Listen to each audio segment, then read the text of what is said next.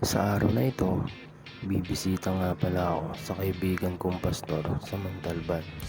Meron kasi mga nag-donate ng speaker at microphone. Pagdating ko ng Montalban, tamang waiting na ako kay pastor at yun, ayos, dumating na siya. At tamang rides na tayo. Pupunta muna tayo dun sa nag-donate na mga pastor dun nga sa munisipyo. Pero di na ako nakapag-video dun.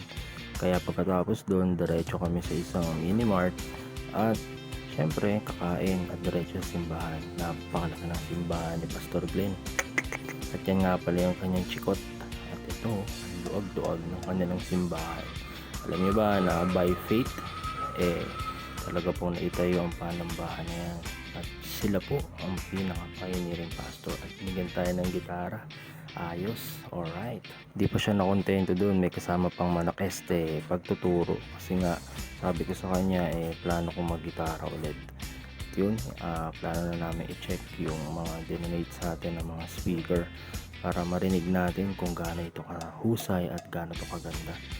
Oh, sobrang laki na ito mga churchmate. Totoo lang, medyo luma na to, pero masasabi ko na all rights, all goods, the best pa rin yan para sa kalwalatian ng Panginoon at para sa gawain niya. Kaya all goods. May mga binigay din sa atin dito mga mana pack rice, kaya lang hindi natin madadala. Ayan, tinetesting niya ngayon ni Pastor Glenn kung ano nga ba ang kalagayan ng ating microphone at syempre speaker. Ayan, nagma-mic check na tayo.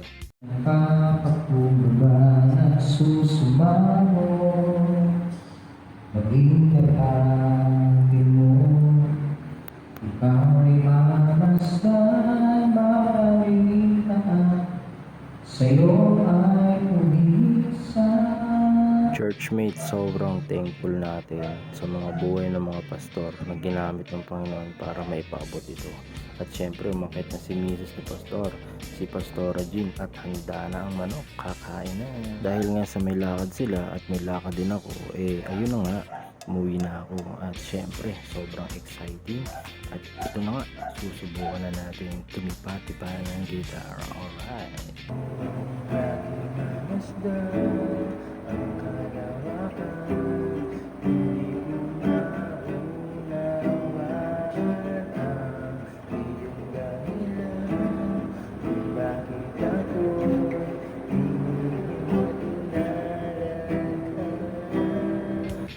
Makalipas ng ilang araw, may nag-chat na nga sa akin dahil nga sinend ko na sa kanya yung mga presyo at actual picture ng mga wireless microphone na talagang sabi ko sa kanya na kailangan sa simbahan.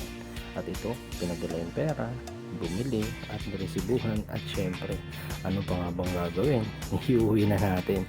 Kay churchmate, maraming salamat sa panonood. See you on the next video.